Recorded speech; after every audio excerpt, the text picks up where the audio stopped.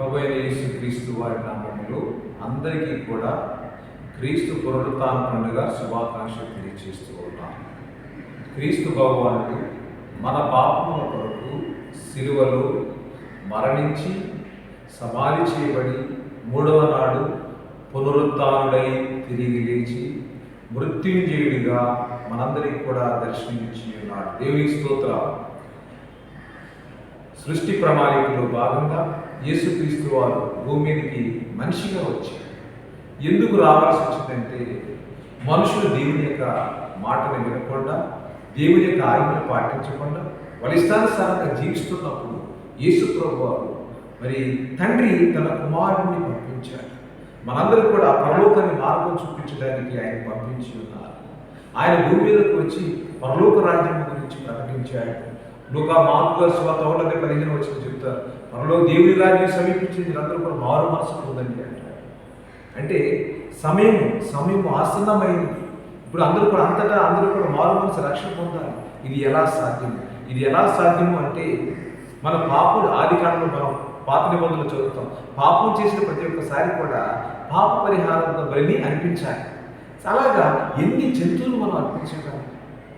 అందుకే దేవుడే ఎబ్రిల్ రాసిన 9:20 చెప్పినట్టు ఎప్పటికీ నిలిచి ఉండు బలి తన కుమారుని ద్వారా సమర్పించి ఉన్నాడు. ఇంకా ఎవరు కూడా బలు అర్పించాల్సిన అవసరం లేదు. గొర్రెలు, మేకలు, పశువులు, ఆవులు ఇవేవి కూడా అర్పించాల్సిన అవసరం లేదు.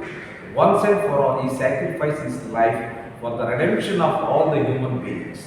సో ఈ రోజున మనం మరి ఈ లోకంలో మరి ఎంతమంది బోధకులు ఉన్నా, ఎంతమంది దేవుళ్ళు ఉన్నా, ఏ దేవుడు మరణించి తిరిగి లేచి వచ్చిన వాడు లేరు. కానీ ఈయన అద్భుత రీతిగా ఆశ్చర్యకరుడిగా మరణాన్ని జయించి మరణము తర్వాత జీవం ఉందని నిరూపించాడు. కాబట్టి ఈ రోజున మనమందరం కూడా ఈస్టర్ పండుగను జరుపుకుంటున్నాం. మరి పాస్కా అంటే దాటుట, మరణము నుంచి జీవములోని, మరణాన్ని దాటి జీవములోనికి వచ్చాడు. కాబట్టి ఇది పాస్కా పండుగ. ఆయన మరి మనందరూ ఐగుప్తు దేశం నుంచి ఇజ్రాయేలు ప్రజలు ఆ ఎర్ర సముద్రాన్ని దాటి వచ్చారు. దాని సింబాలిక్గా మరి ఆది కాండంలో మరి పాత నిబంధనలు మనం చదువుతూ ఉన్నాం. ఏమని వాళ్ళు పాస్కా పండుగ జరుపుకున్నారని. ఈ విధంగా ప్రియ పిల్లారా, మరి ఈ యొక్క క్రీస్తు పునరుత్థాన దినం మనందరి జీవితాల్లో ఒక నూతన దినం. యేసు ప్రభువు నేనే పునరుత్థానమును జీవమును, నా యందు విశ్వసించువాడు మరణించినను జీవించును. సో మన కాన్ఫిడెన్స్ ఉండాలి, మన ఫెయిత్ స్ట్రాంగ్గా ఉండాలి. అప్పుడే ఈ పునరుత్థాన భాగ్యం అనేది మనందరికి కూడా వస్తూ ఉన్నది. క్రీస్తునందు ఉన్నవాడు నూతన సృష్టి, పాతవి అంతా కూడా గతించిపోయాయి. ఈ రోజున దేవుడు నీతో ఉండి మాట్లాడుతూ ఉన్నాడు. నీ యొక్క జీవితంలో నువ్వు ఏ స్థితిలో ఉన్నా, మరి ఎలాంటి పరిస్థితుల్లో ఉన్నా నీకు ఒక అవకాశం ఇస్తూ ఉన్నాడు మారు మనసు పొందడానికి. ఆయన ఈ నామము నుండి మనకు రక్షణ కలుగుతుంది. ఈ నామము అంటే యేసుక్రీస్తు వారి నామం నుండి రక్షణ కలుగుతున్నది. ఈయన లేకుండా మనకు రక్షణ లేదు. కాబట్టి ఆయన ఒక సాధు గొర్రె పిల్లలైన మన పాపాలను మోసుకుని మన పాపాల కొరకు ఆయన సిలువలో ప్రాణత్యాగం చేశాడు. He paid the price for my sins. He died in my place. నా స్థానంలో ఆయన ఉండి పాపం చేసిన వాడిగా పరిగణించబడ్డాడని యెషయా గ్రంథంలో మనం చదువుతూ ఉన్నాం.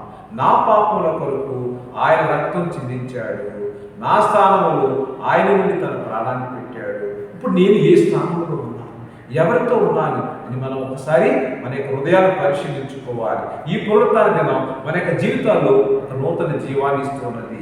ఈ పునరుత్థాన దినం మన జీవితంలో ఒక నూతన ఆశని ఇస్తూ ఉన్నది. యేసుక్రీస్తు వారు మరి నేను వెళ్ళి నా తండ్రి యొద్ద అనేక నివాస స్థలాలు ఉన్నాయి, మీ కొరకు ఒక ఇంటిని సిద్ధపరుస్తానన్నాడు. ఆయన సిద్ధపరచడానికి ఈ మరణాన్ని జయించి ఆయన పరలోకాన్ని వెళ్ళి మనకు ఒక స్థానాన్ని, ఒక నివాస స్థానాన్ని ఏర్పాటు చేస్తూ ఉన్నాడు. మరణము ఆయన బంధించలేకపోయింది. ఈ లోకంలో ఉన్న శ్రమలు కూడా నిన్ను బంధించవు. కాబట్టి క్రీస్తునందు విశ్వాసంతో, భక్తితో ముందుకు సాగుదాం.